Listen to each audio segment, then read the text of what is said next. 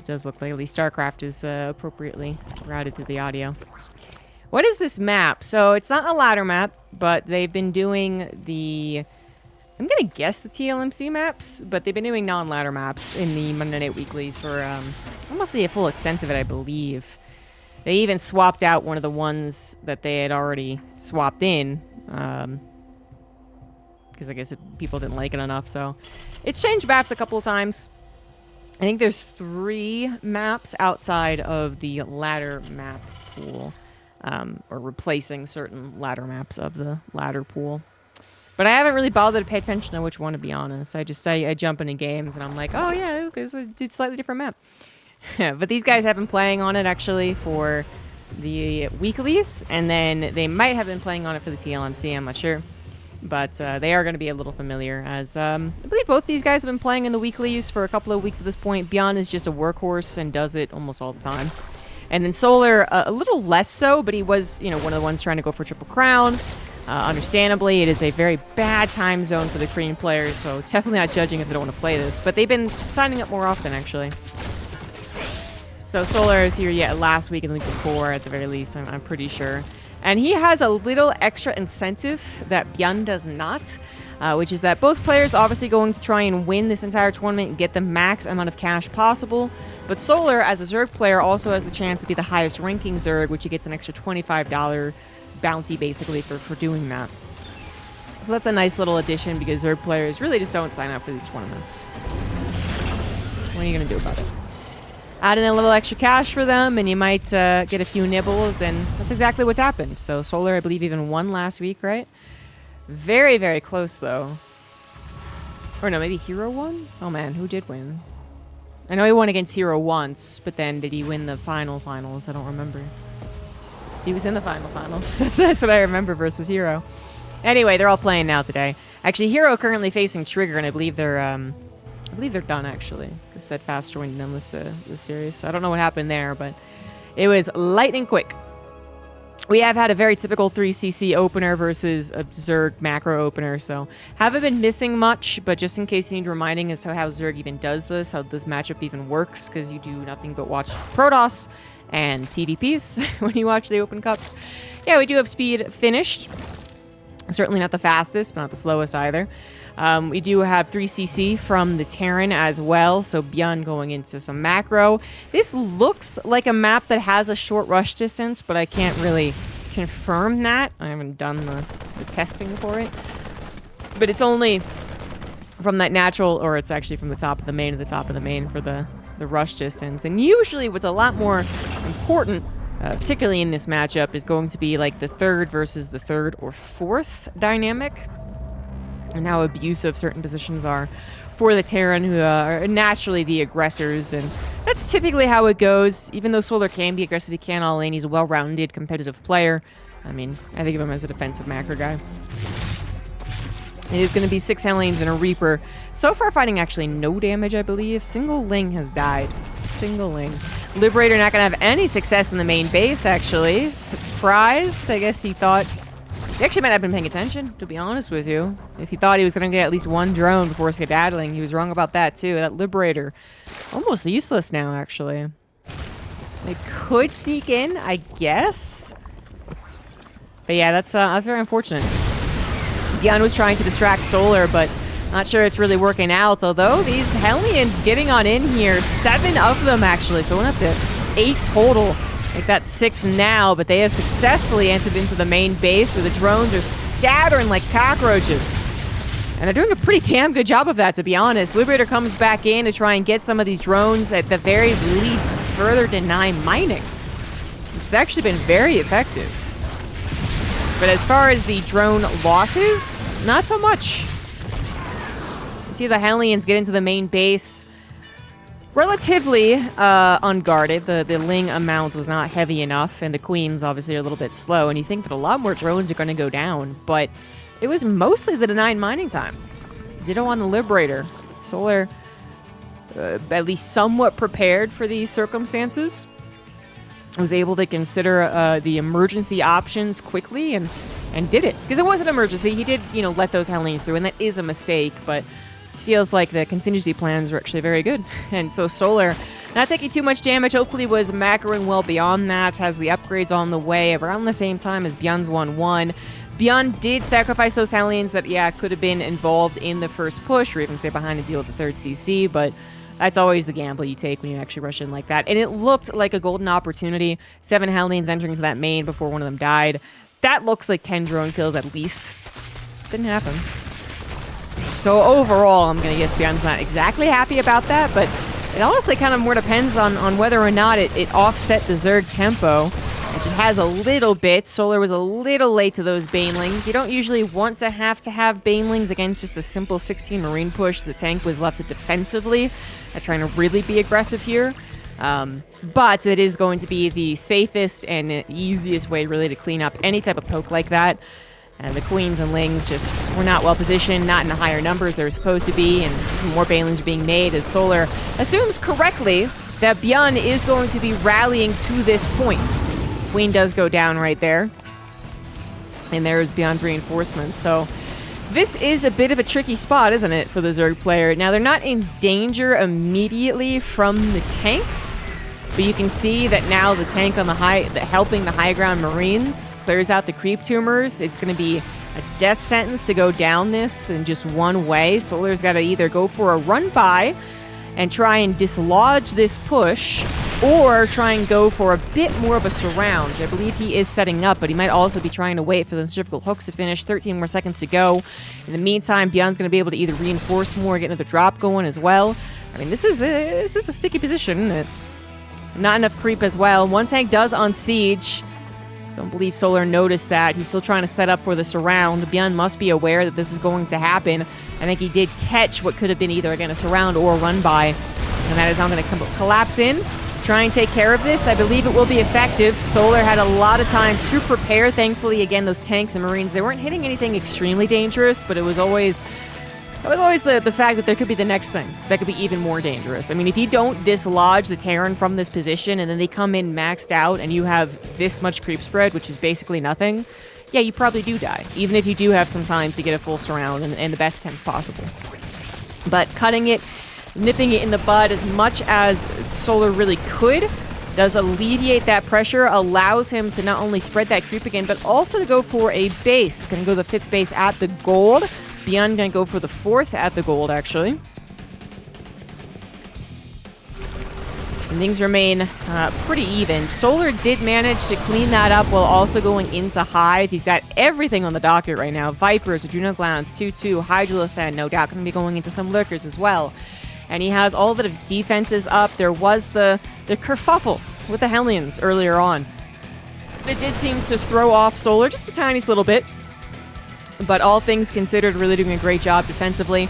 I am still really worried about this position. Even though creep tumors were planted lickety-split, we still need some more time. You want that second layer. You wish they could have, made these scanned to have to go to the middle here. And instead, they get right up close and personal. And once again, clear out that creep spread. Also deny the potential 5th and also additional hatchery. Just to note that, I'm not sure it'll be a problem. We got both players maxed out, but larva can sometimes end up being a problem when you can't keep up on the hatcheries. There's a macro hatchery. There is 4 bases, so 5 hatcheries. I think it should be okay, but we're also going into potentially more cost-heavy units. So we do have the Hydras getting their upgrades currently. No Lurker Den.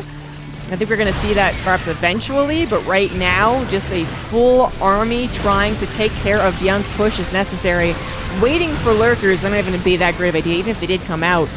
Byun, it does lose both the tanks that he had. He has swapped over into Widow Mines. That's something that Solar has to be wary of, chasing this, especially off of creep. Yeah, he's not going to be able to clear out any of those Widow Mines either. I think 1 or 2 might have gone down, but still a lot for Byun to pull back into.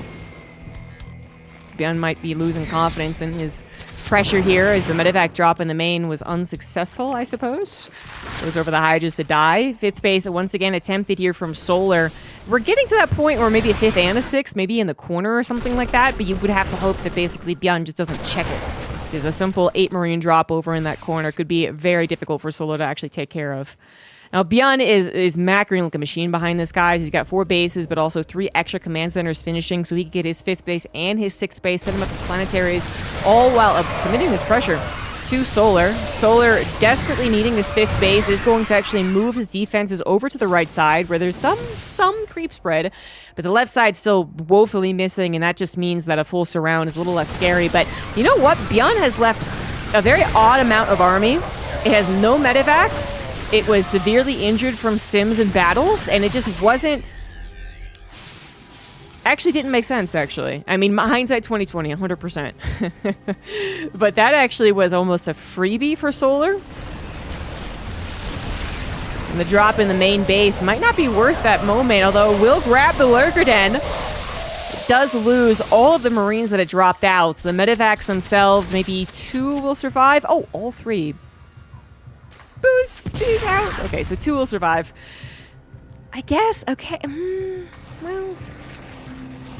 I don't know about that, man. I don't know. Byun was caught being maybe a little too fancy. You know, he used all the medevacs that he had left before reinforcing with more to do that slightly bigger drop into the main, which he's going to do again, but then he also just left such an odd amount of units all by their lonesome in the middle. Now, there's a chance that Solar would never have seen that or would have thought, okay, there's no way that's just going to be a freebie, and he wouldn't have gone after it. But he gone after it. He also defended the main base. The Lurker Den was the biggest loss. And I will say that is still pretty big. I mean, if Solar has the Lurker Den, maybe he's already made 8 Lurkers. Maybe he's already using them to defend some of the alternative pushes that are going on here. And then maybe is sizing up for a push of his own with Lurkers before the ghost count gets really high. But instead, well, he's going to lose his hive, actually. Instead... that triple drop in the main that goes without a secondary attack, actually, is far more effective. And will grab the hive. Solar desperately wants to get some counterattack damage done, but not really capable of doing so. He is missing those power lurkers. And still needs to worry about the drop. And knows that without that hive and the Lurker Den backing him up, if he overcommits here, he would be in even more trouble should he try to escape. This is very committed right now, but it might just work out. The Hydra is surprisingly good DPS, right? They're glass cannons, but they're holding on. They got 3-1 going on right now. The Ling's coming through here to try and buffer for them. All the ghosts have died. Tank on the high ground goes down thanks to this Overseer.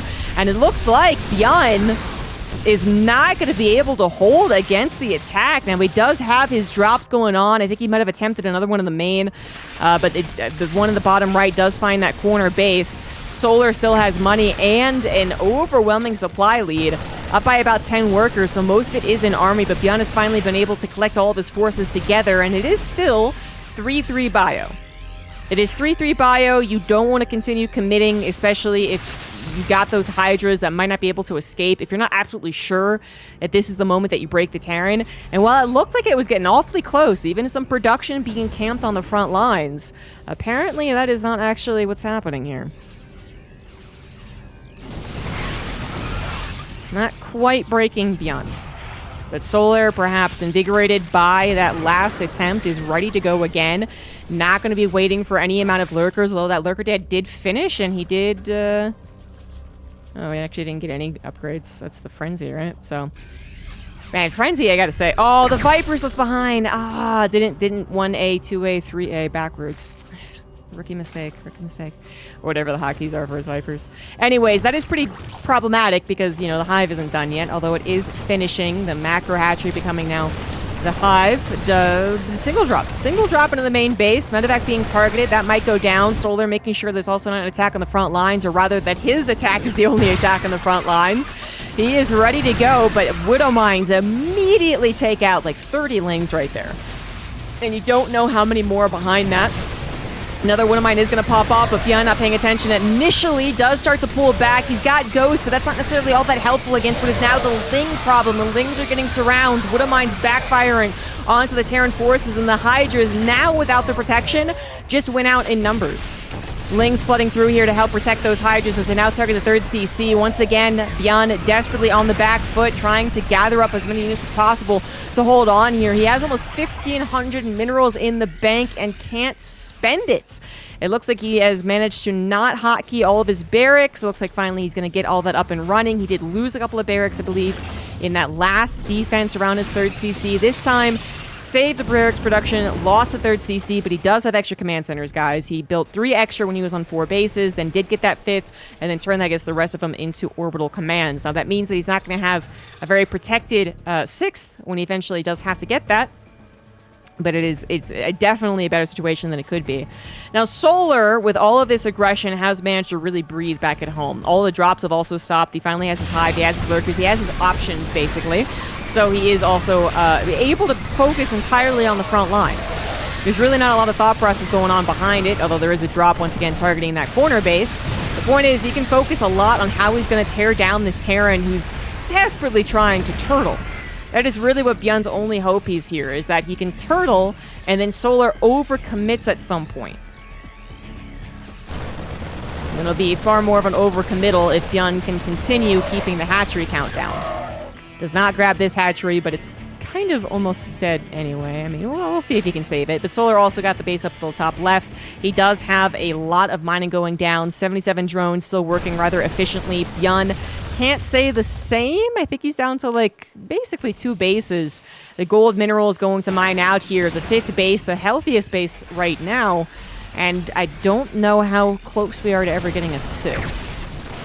Don't know about that one. 50 supply difference here. Only 20 in army. Widowmine's popping off. Tanks trying to help out. A little bit of a split behind this as well. Is there enough left over after everything on the front lines goes down? Doesn't look like it. Just a handful of bio units. Once again, Ling Hydra ends up doing the trick here. SCV is going down. It's expensive factory units going down. Liberator almost falling. Another 21 SCVs as well.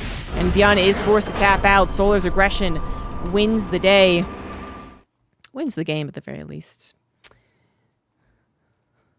And I was a little surprised by that. I think Byun might have also been a little surprised by it. Just the fact that you do get overwhelmed by Ling Hydra. Not necessarily mass Baneling Hydra or Ling Baneling Hydra Lurker. You weren't necessarily caught, you know, out in the middle of the map and it was like a messy base trade. Like, it was kind of a direct engagement, wasn't it? Bio with Widowmine against Ling, some Baneling Hydra. And you kind of, I think as a Terran player, there's some confidence and perhaps overconfidence in your bio. Where you're like, nah, I'm fine here. It's Ling Hydra. All the Banelings are gone. Whatever. But actually, they can rip and tear, man. Mutas are almost never seen anymore in ZvT, unfortunately. Mutas are, they kind of seemed like they might have been making a comeback after, kind of during / after EWC, but I think that was a blip. Okay, best of 3 continues. In the bottom right down a game, he is Byun. In the bottom left of El Dorado, it is Solar. Things really seemed to go to shit when Byun had about, 30 supply left in the middle with without any escape possibility. And then, 20 plus supply in the medevacs added to the main. And both of those got cleaned up pretty quickly, in succession, pretty damn efficiently by Solar as well. And that's what really was allowed the opening that was that Ling Hydra attack into the 3rd, into the production. Which, you know, if Solar had been completely non-aggressive after that, for whatever reason, he was not as good as he is, he's too defensive, he's too scared, Byun had a drop that hit the right time and then actually went on for far too long, whatever it was, then, you know, that mistake, that double whammy of mistakes might not have, I think, caused the issues that it did, that really did cascade to the rest of the game. But by the time that Byun actually did get damaged, he did get into that main base, and he did find that hive, and the Lurker Den, I guess, actually was the first thing that went down. That still wasn't... It still apparently didn't make up for what happened, right? Byun just could not stop the aggressive army of Solar. And Solar, you know, he... I don't know if he thought that was actually going to work himself, honestly. You know, there was some hesitation initially on whether or not he should go up the ramp into the army. Then he does, then he starts winning it. And then, you know, he gets a Lurker Den. Like, okay, well, I'll still have that option behind me. But he's like, wait a minute, I don't even need this. And if he had waited for Lurkers, there were some times where if he got 8 Lurkers, it might have been an even faster killing blow. There were other times if he had gotten 8 Lurkers, that might have been too long. That might have waited too long. That might have put too much supply into a unit that was actually kind of being countered more so. I mean, ghosts are the counter to lurkers, right? But it's not like it's that easy all the time. There's a lot of outside factors. But when it comes to, I guess, more of a, how to say it, like a direct engagement versus a messy engagement, you know, it feels like sometimes lurkers can make it a little less messy, actually. Sometimes they make it the messiest. You know, Night Storm on the main base, killing all your production, that's messy. But if they're just going to run across the map with 8 lurkers and try and go up a ramp into 6 awaiting ghosts, rather than have, you know, however many extra hydras, or because you have the hydras you made in the lurkers, plus however many you could afford, however many lings, I guess, you should have on the front line, like, that can actually make a battle easier sometimes. Again, if the ghosts are ready to fight, and if they're able to get their steady targeting on the lurkers. Whereas that ling hydra pressure, you know, there was times where it got really good surrounds. Obviously, you know, you have Byun trying to just micro away from the lings the entire time, leaving the hydra scot-free to go ahead and do the damage. It just made things messy. And that definitely worked in favor of Solar.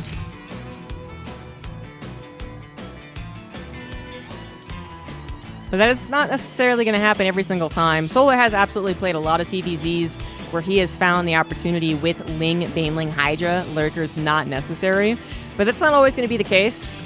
If Byun hadn't lost that mid-control, which he had for about half of the game, and then he lost it when he went for the triple drop and then left his units in the middle.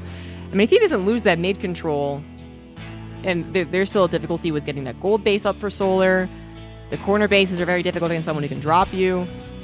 I mean, you might need those lurkers just to hold on. And then it's the game of tug of war at that point.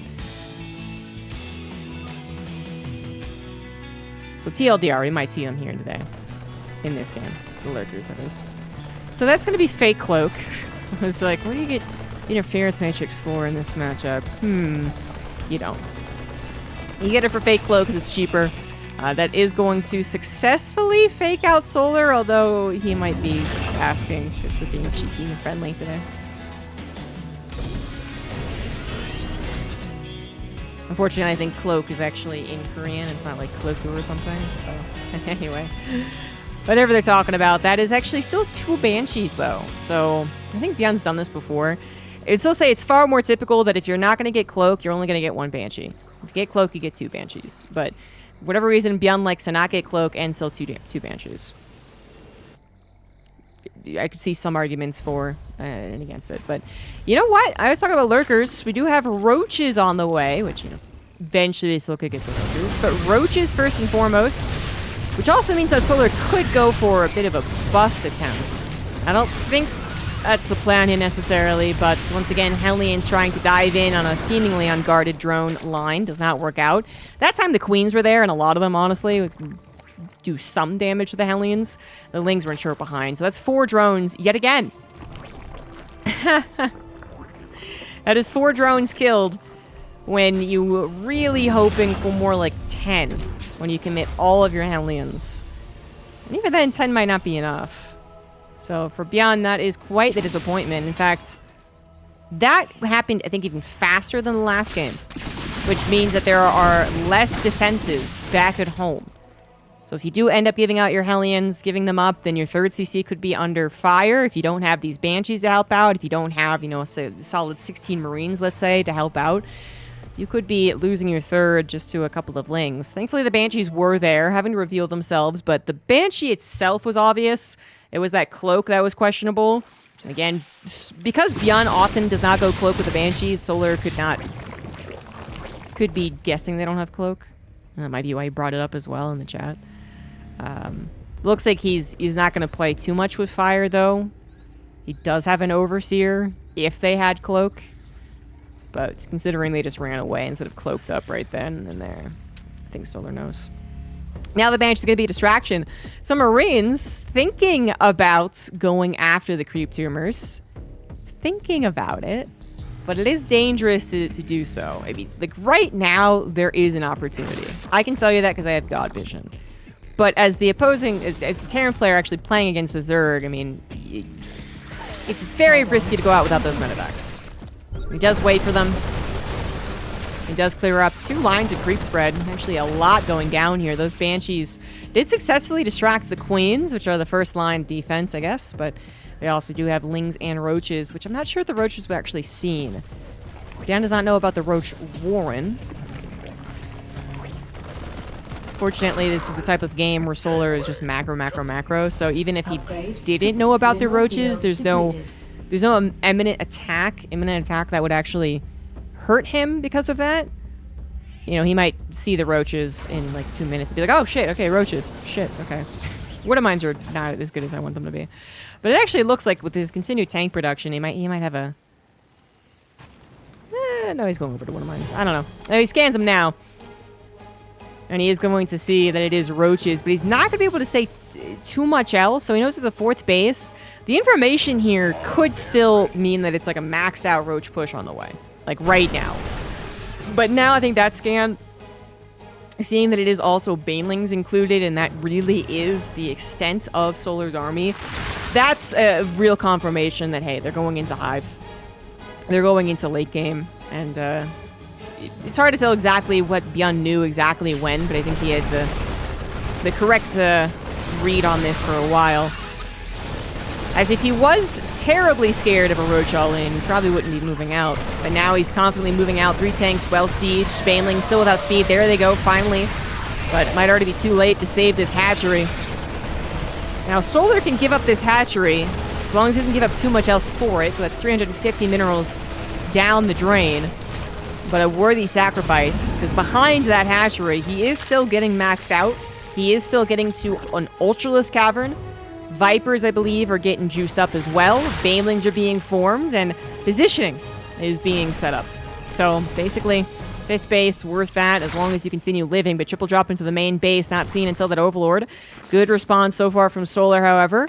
3 drops are going to still take out the drones, trying to mine out those gold minerals, and then maybe even hit the natural. Byun trying to hit on 2 different points.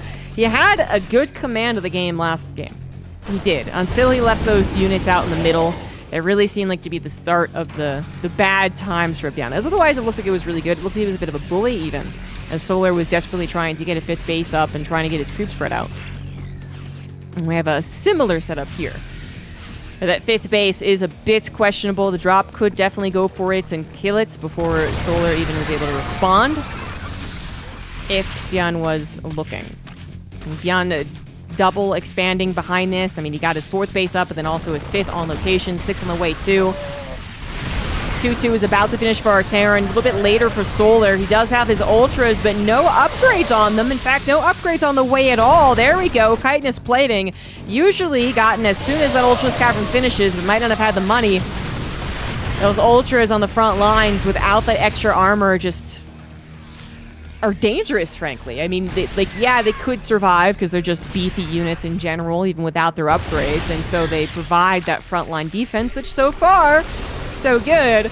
But on the other hand, you know, they go down so much faster that you could just be losing your 2 big fat space cows for almost no reason. You really need a chitinous, but apparently I'm wrong about that. The Ultras do help to break on through. I feel like this is almost a lie, though. Solar, you know, amped up, ready to go, but his chitinous plating still isn't done. The Ultra is now very targetable. So those Lings, when it's with the army, kind of take up all of the action. Maybe the Ultras get close because the Lings sacrifice themselves first, but as soon as those Ultras get on the front lines, only helped by Roach Ravager, I mean, you can snipe that so easily. And now we're getting to literal snipes as well with Ghosts. I was talking with Marine Marauder, but now we're getting to Ghosts. So, yeah, a couple of Space Cows did go down, but for the greater good, they were able to push away the Terran enough that Byun, second-guessing his committal, knows that more Ultras could be on the way, knows, you know, X amount of units could be on the way, not quite sure how much money he was able to bank up for Solar, but probably a lot. Knows that he needs to take these Ultras seriously, and so Solar is going to be able to expand and also attack. Now, this is very risky. The Ghosts are out. The rest of the Ultras aren't here yet either. We do have already Ultras being targeted down. 3 of them are left over. Viper looking for perhaps another parasitic bomb. 1 is on top of the medevacs, injuring them greatly. We do have a lot of medevacs, though, and a lot of energy, too.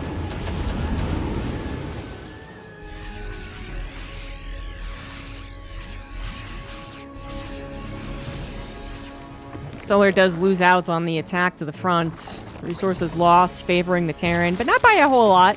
That will change even more so into the Terran's favor, most likely as the game goes on.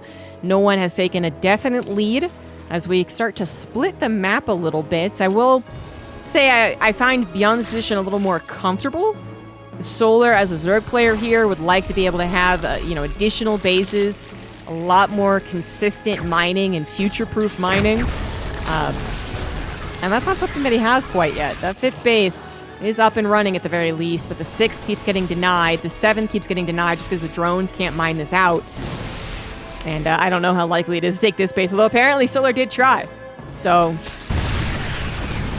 yeah, in the game of TVZ late game, we know that Zerg just needs more minerals and gas than the Terran. That's just how it works out. And on some maps, that's easier than others. This map is being quite annoying, I think, for the Zerg player, because the entire bottom of the map is just cut off, and it takes such a dedicated amount of attention from Solar to actually finally get this going. He actually tried. He sent Lings down here, but Lings aren't enough. So yes, he'll send Banelings, and then maybe he gets distracted while he does that, so then they get out of position. Maybe he desperately needs Banelings on the front line ASAP, so he can't actually deal with this. Just a minor amount of Marines is denying what, otherwise, if Byun just forgot about the bottom half of the map, just for whatever reason, was like, I don't care about it. I mean, Solar could have fit in 2 bases, actually. Kind of snuck them in there. But Byun is making sure that no base goes without his notice.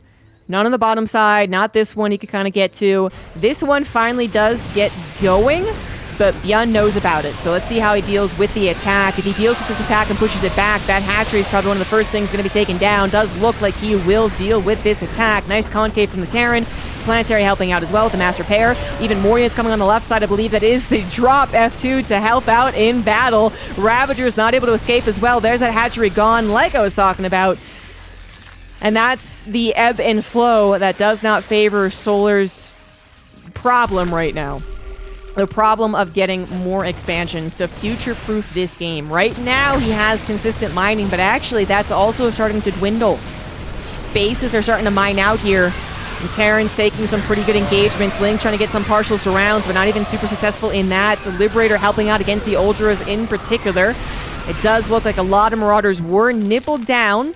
Either 3-3 Lings. No Adrenal Glands is also a mistake, I believe, from Solar. He also doesn't have the Ultra Speed. Oh, he does have that. Okay, my bad. He does have the Ultra upgrades, but no Adrenal Glands. And I think that actually would have directly impacted that last battle, for instance. A lot more units would have died to Adrenal Gland Lings.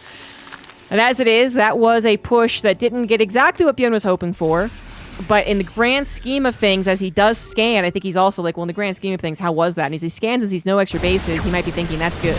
That is good. Let me just survive this desperate counterattack. And I think he will. 2 Ultras going down, segmented away from the rest of the army that was busy taking down a Planetary, which, usually I'd be like, hey, a Planetary gone. Yeah, that's great, right? But I don't know if that's actually true. Byun, not only additional command centers, but a plane command center, is able to build another Planetary there. And then even if he can't, even if he has to use an orbital, that's not too bad either, considering this is where his rally is going, where his major choke point is of protecting basically all of his bases are protected by defending this choke. So that's not too bad. Planetaries are really helpful for all different reasons, including the main battles, but a lot of times you think of them as just the way to protect against run-bys. Speaking of which, the corner base being run by a couple of Ultras. The Ultras are taking a little bit of a risk doing this, but considering the army is out of place, I think it is a risk worth taking. By risk, I mean that because they are alone, if Ghosts were to show up, they all get sniped. Or actually, not even Ghosts necessarily. What happens here? 3 Ultras used to kill another Planetary. Is that worth it in the grand scheme of things? Well, if they can get a 1-2 punch, maybe. But it is a maybe. 22 drones went down. I don't know exactly where. I guess the transfer happened at the Gold, and this Liberator killed at least 7 of them, and then where else happened, I don't know. But the SCVs are easy to replace for the Terran, right? Mules will help a lot. The Orbital can replace the Planetary, and while that corner base is now vulnerable to Ling run-bys, that is okay. Solar has spent so much money trying to find real damage, real balancing damage to balance out the situation here. But the Ultra losses have been big. 14 Ultras have died here. Ling run by is going to be far more effective, cost efficient, of course. With adrenal glands, they would be even more. I'm just looking, the red icon, still don't see it. But they're also a headache, right? So that's why I'm, using ultras to get that planetary 8 was pretty much guaranteed, but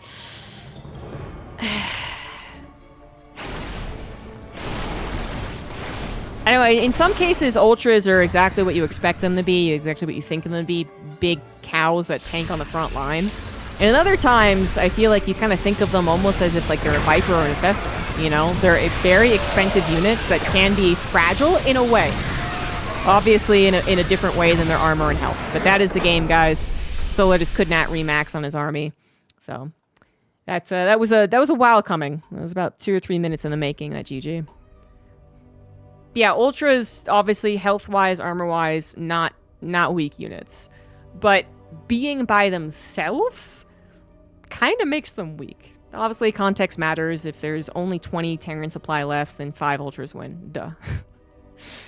But otherwise, you know, using them like that, it's a bit of a Hail Mary. You can definitely say that, and that didn't work out.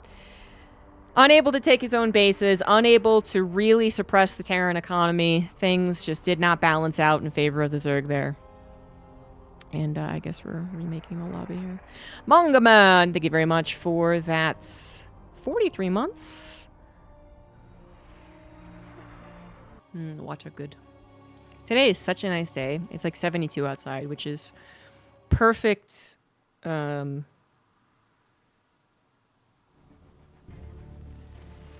like perfect indoor temperature. Like, what is it on Celsius? Like 21 Celsius, I think, is room temperature. It's like that with the sun shining. It's beautiful. All tied up now in a best of 3. We're on Erholm to try and finish out this series. In the bottom left, it is Byun. In the top right, it is Solar. You can really summarize the last 2 games, despite being different on composition for the Zerg and different as the map. I feel like you could still summarize it as Byun kept control over the midpoint, kept Solar under his thumb, that is denying a 5th base, really keeping that Zerg player on limited opportunities, and then not making any mistakes on any type of counter attack, right, or macro. And the difference between those 2 games is it just felt like second one, everything kind of went to plan. Maybe a couple of if I did it again, I wouldn't do it moments for Byun, but overall good for him, right? And that first game, Byun was in a similarly good position, denying that extra base that would have made the Zerg player feel nice and comfy. But then he did lose control of it. He lost control of the midpoint. Solar was able to expand nicely, creep spread a little bit, but then also think about his own attack opportunities. And Solar did try and get some attack opportunities in that last game, but they were actually more desperate than they were pre-planned, I suppose. I guess there was a desperate attack or 2 in the first game as well that just ended up being much better because Byun had made those mistakes that he did. So Solar's attack into the first game's 3rd base, like that wasn't that was like, I think, not even guaranteed for him, but it ended up working out really well. And then Byun had never recovered. Well, in the last game, Solar's attacks were never actually all that convincing. They may have looked scary, especially when those ultras finally got their chitinous plating, but at no point did I think I was actually scared for Byun, knowing his macro was up to par, he had the bases, he had the Sim City, and knowing that his micro was generally going to be good. You know, if I had closed my eyes to the fact that it was Byun playing, I guess I would have been scared when Solar was maxed out with like 6 or 7 ultras, was it? But it was almost false pretenses. Like, yeah, the army itself is good right now, but we know that one Zerg army barely ever wins as we get into late game ZvT. They need 2 armies. They need 3. They need 4. They need 5. And the last 7 minutes of that game, I was like, well, there's no way he's going to get up that many armies. And Byun knew it too. That was the true win condition. That's why he scanned when there was a little bit of a question mark, when he was like, oh, wait, did I lose so many units? He scanned, and he saw no extra bases and went, okay, no, I'm all right. So how's it going to work out on this map then? I think this map actually might be the most different compared to the last 2 maps. I know El Dorado is a very unique map. Don't deny that. That definitely impacted Solar's chances because he was completely cut off from the bottom 3 bases, let's say. But as far as the meat of the map, the middle portions of the map, I feel like Arrowholm is different from the last 2. The first map that we were on, the Sandworm one, it kind of open space in the middle. You got that open space in the middle with a couple of ledges that Byun tried to take advantage of the tanks with, right? But it was kind of like a... Oh, and then there was that stupid... There's like the maze in the middle, I guess. But that never actually played a part in that game. But besides from the maze on Sandworm, it kind of felt like open. You're expanding around that situation in a way that the Terran could kind of cut you off and control you. Arrowholm seems like a map where it's a little more complicated. Where exactly does Byun siege up to, again, put that Zerg under his thumb? He can siege up on one base and siege one base, 100%. That's always going to be possible in any map in StarCraft. But can he siege up somewhere and really control all avenues? 2 or 3 base, and there are chokes that lead down to the army. Where can he siege up to do that? It's like you siege up here, you'll be very safe. No one's going through that choke, but you're not hitting anything. You siege up here, again, you're only hitting this base. Maybe if they do think this is the 4th, but I imagine it might be this one. Yeah, it just seems like the innards are different. The innards. 3rd CC is going down in that triangle position for Byun, but even that is a little less of a kind of like push protection as some of the other maps that we have, where you rally and you cover both the natural ramp as well as any 3rd attack points. Not like it's a little more awkward. It's a little more backwards. Hellions once again is an opener, by the way, which I gotta say the Hellions have been actually rather bad. I think on average we can just say the Hellions have been bad. Not that you would ever stop doing that, of course. That is the bread and butter of TVZ. Even Byun, who is more well known for the 2-1-1 than basically anyone else, does a lot of Hellion openers. But these Hellions might be a little bit shyer than the last ones. Despite 2 opportunities looking kind of golden, especially that first game, all the Hellions have gotten 4 drones per game for all of their sacrifices. That's not... Like, after touching the pan a couple of times, I think the 3rd time, Byun's going to be like, you know what, that's hot. I'm not going to touch it. And instead, use the Hellions in a way that they're more typically, I guess, used for, which is a little bit of that scouting, of course. You want to see if any roaches are coming through here, lickety-split. A little bit of that crew spread denial, although not really what happens in the pro scene anymore. And protecting yourself from any run-bys, as well as joining in with the army later on. Just the sacrifice of the Hellions have not been worth it. And 6 Hellions can actually impact the rest of the game, as Hellbats, for instance, and the armory is coming down. But I do really need to point out this. The last game, the Roach Warren, it was very quickly obvious that it wasn't a 1-1 Roach all-in for me, with my God vision. And I think Byun picked up on it too, through a variety of means and scans. But I will say that as far as I looked at it, there was an opportunity for Byun to be just completely smacked by a 1-1 Roach all-in. To me, it looked like Byun was unaware. And you know what Solar is doing right now? Solar is going for a very committed Roach attack. No infestation pit, not trying to get to a hive as fast as possible, not getting roaches just to defend and then playing to Ling Banling. This is Roach Ravager 1-1. Now, Byun is getting some aggression here. This aggression is far more important because it is also a scout. But as you can see, Byun, he was prepared to face a lot of Ling Banling. The Hellbats not helpful whatsoever against roaches, are they? This was a complete surprise to our Terran. Best thing you can do in this situation is get the hell out of dodge. Does manage to save the tank and does have 2 Banshees willing to help out here. One severely injured, I guess, never repaired. And so that might be a problem as the Queens do march forward. But at the very least, Byun is able to hold on to his army. 2 tanks are going to siege up here. Banshees target firing the Ravagers. This is not a fully maxed out Zerg army, of course. And the Roach Ravager, even being surrounded by the SCVs, the Banshee's able to help out. One of them does finally go down, but the Roaches on the front line are decimated. And the Banshee is even still helping out. Of course, the Queens cannot transfuse off of creep. So usually they would have at least been able to try and target down that Banshee before dying, but not in that case. Byun, actually good emergency situation handling right there. That was potentially way worse. Way worse. If he didn't have 2 Banshees, that's already way more questionable. If he didn't save the first tank, way more questionable. If the Roach Ravager didn't get stuck up on a wall, that's also way more questionable. Like, there's like a lot of things that Byun did right to save the day at the last second. And Solar's supposed surprise Roach attack that I had a lot of faith in initially, well, now it looks stupid. Now we all point and laugh. As Solar desperately is trying to recover. He's nowhere close to recovering. What's supposed to happen there is the Terran tries to hold on, barely doesn't, has to give up the 3rd CC for a little bit. You know, loses 1 or 2 tanks that they couldn't save. And then the Zerg player either fully commits or they decide to go into a macro game. Well, there's no decision here. Solar's decisions were all made for him. Now he's desperately trying to get something stronger than just basic Roach Ravager, but Byun not going to give him the time to do that. Does finally lose all the Banshees, but 3 tanks rallying through the middle of the map with more units as well. And Solar forced to back away entirely to his 3rd and 4th. A 10 army supply lead for the Zerg is not really enough when you're talking about Baya with Medivacs versus Roach Ravager. The Ravagers will do a lot to buy time, though. The Ravagers are all going to be sending on those Corrosive Biles and stopping Byun from fully committing. And now we have 4 tanks. And Solar still doesn't have a quite maxed out army. I'd say what's more concerning is just there's not a lot of complications to this army. There's not a lot of Lings backstabbing the tanks right now. We're getting a surround.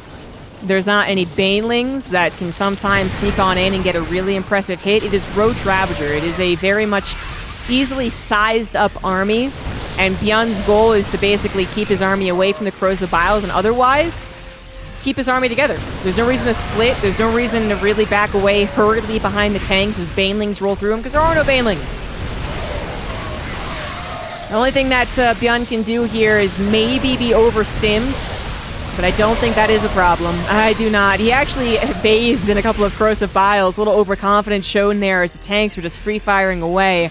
All the Roaches deleted. Ravagers are still alive. There's good retention on the Ravagers, but he needs more than Ravagers.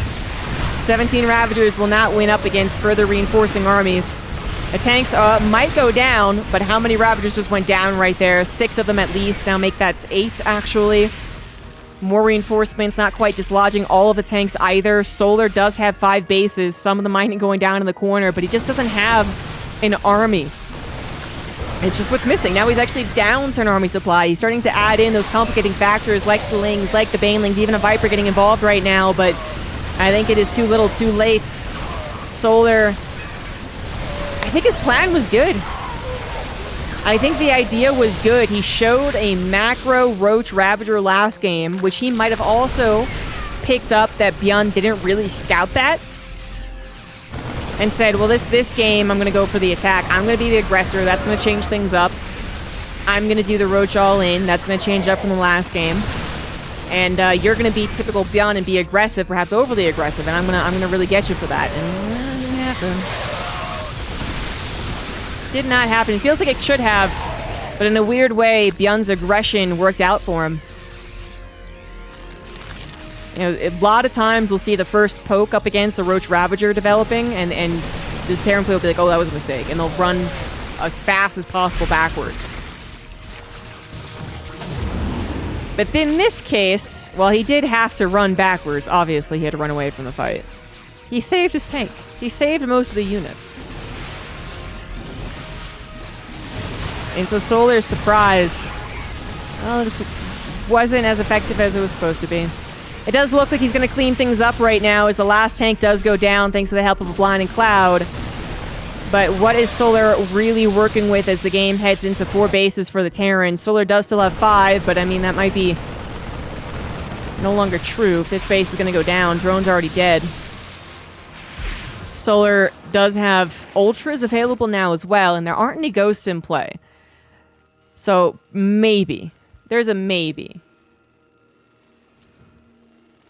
Looks like Byun did forget +3 attack, which is kind of a Byun special, so there's another thing helping Solar's cause.